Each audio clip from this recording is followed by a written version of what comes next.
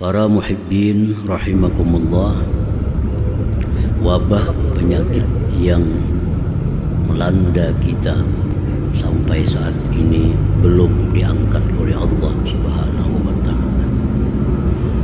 Dan itu dibuktikan dengan bertambahnya orang yang tertular virus corona setiap harinya. Dalam hal ini agama kita sudah memberikan petunjuk, memberikan kita arahan dalam menghadapi wabah penyakit seperti ini. Nah, petunjuk agama dalam menghadapi wabah penyakit seperti virus corona atau wabah lainnya, ada dua hal yang mesti dilakukan oleh kita. Yang pertama disebut dengan ikhtiar zahir, dan yang kedua ikhtiar batin. Ikhtiar zahir mentaati apa yang dianjurkan oleh yang ahli dalam hal ini, tentu para ahli kesehatan. Itu ikhtiar zahir. Apa yang dianjurkan oleh para ahli kesehatan agar kita terhindar dari wabah penyakit, itu adalah sesuatu yang mesti kita patuhi. Dianjurkan kita memakai masker karena khawatir kalau dalam tubuh kita ada virus, supaya jangan menularkan ke orang lain. Dan khawatir kalau orang lain ada punya virus, maka jangan sampai masuk ke mulut kita. Itulah antara lain kenapa kita disuruh memakai masker itu. Yang kedua, petunjuk kesehatan, kita mesti menjaga jarak, menghindari kontak badan. Karena dengan kita menjaga jarak, dengan kita menghindari kontak badan, kita akan lebih aman daripada tertular virus atau penyakit itu. Nah, maka dengan demikian tidak dianjurkan untuk saling bersalaman. Padahal salam sebenarnya sunnah. Dua orang muslim bertemu bersalam-salaman, gugur dosa-dosanya. Tetapi dalam kaidah hukum yang lain disebutkan darul mafasid muqaddam ala jalbil masalih. Artinya menjauhi bahaya itu lebih utama dari mencari pahala. Menghindar dari bahaya lebih diutamakan dalam agama kita daripada sekedar mencari pahala atau fadilah. Nah, salaman itu pahala. Tapi menghindari tertularnya suatu penyakit itu lebih utama untuk dilakukan. Nah, jadi oleh karena itu masa-masa seperti ini ada usah bersalaman. Apalagi bepalukan, lawas ada pertemuan bepaluk kiri kanan. Perbuatan yang sunnah itu dikalahkan untuk menjaga kepentingan kesehatan diri kita.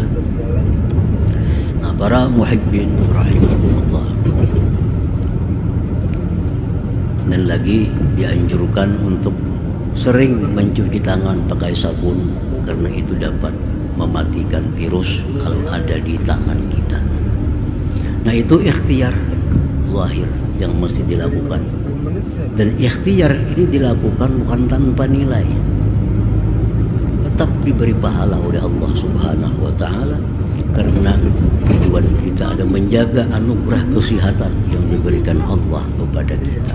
Menjaga kesehatan itu diperintah oleh Allah. Maka kita lakukan yang demikian tadi, kita dapat nilai ibadah karena menjaga anugerah kesehatan yang diberi Allah Subhanahu wa ta'ala.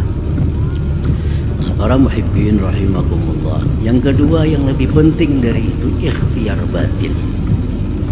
Ikhtiar batin menyerahkan diri kepada Allah Subhanahu wa ta'ala. minta perlindungan kepada Allah, minta jaga lawan Allah agar dijauhkan dari wabah.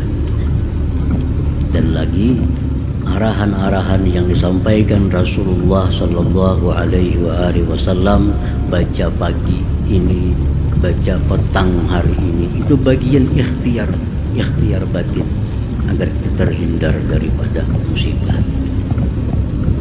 Apabila ikhtiar batin sudah kita lakukan, ikhtiar zahir sudah kita lakukan, tinggal lagi kita menyerahkan sepenuhnya kepada Allah Subhanahu wa Ta'ala.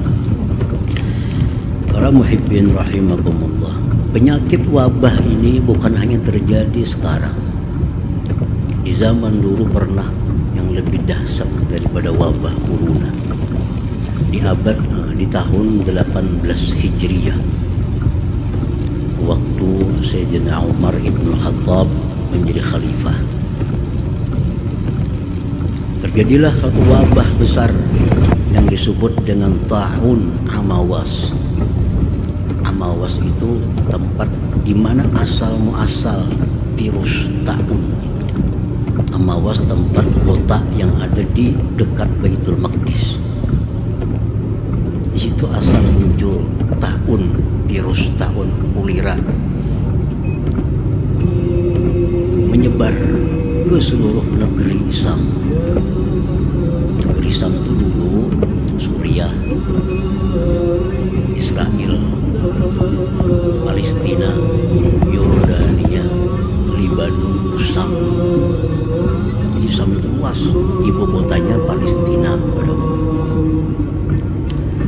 Nah, wabah ta'un ini menimpa kaum muslimin. Belum sempat setahun, hampir 30.000 kaum muslimin yang meninggal dunia dengan wabah. Ada apa-apanya corona. Itu sudah barang setahun, 6 bulan lah. Sampai 10.000 wabah. Ini hanya sekitar negeri Syam. Hampir 30.000 kaum muslimin yang wafat karena wabah penyakit ta'un tadi. Dan kada tanggung-tanggung yang kena penyakit itu antara lain gubernur Syam yang bernama Abu Ubaidah ibn Jarrah. Beliau kena dan wafat. Abu Ubaidah ibn Jarrah ini termasuk 10 sahabat yang dijamin Rasulullah Sallallahu Alaihi Wasallam masuk surga. Wafat karena tertular virus ta'un. Sahabat besar lainnya Muaz bin Jabal, termasuk orang yang dijamin surga juga karena beliau ikut perang Badar, perang Uhud. Kena ta'un. Anak beliau Abdurrahman bin Muaz kena ta'un. Sepupu Nabi Fadl ibnul Abbas kena. Banyak sahabat-sahabat yang wafat karena ta'un itu. Nah, ini menunjukkan bahwa yang namanya virus itu, penyakit itu kada pilih orang. Orang banyak wirid selamat kada tentu. Bila orang takwa kepada Tuhan, kada bakal kena virus, kada tentu. Macam Abu Ubaidah itu kurang takwa, apalagi ahli surga. Ahli surga. Muaz bin Jabal ahli surga. Orang takwa apa? Orang amalan apa? Nah, jadi yang namanya ini penyakit virus kada tahu, pejabat banyak mati, ada mungkin wali kota ada sudah matian karena virus, ulama-ulama ada. Nah, kita disuruh oleh agama kita untuk ikhtiar perkara karena kadang-kadang urusan Allah. Serahkan Allah. Kita sudah melaksanakan tugas agama, ikhtiar zahir sudah, ikhtiar batin sudah, selanjutnya urusan Allah. Orang-orang yang meninggal dunia karena virus, orang-orang yang beriman tentunya, itu syahid akhirat. Syahid akhirat, bukan aib. Jadi orang kena virus wafat itu bukan aib, tapi justru dia syahid akhirat. Jangan dianggap jijik. Orang meninggal dunia karena virus, karena wabah, itu adalah syahid akhirat. Beruntung dia.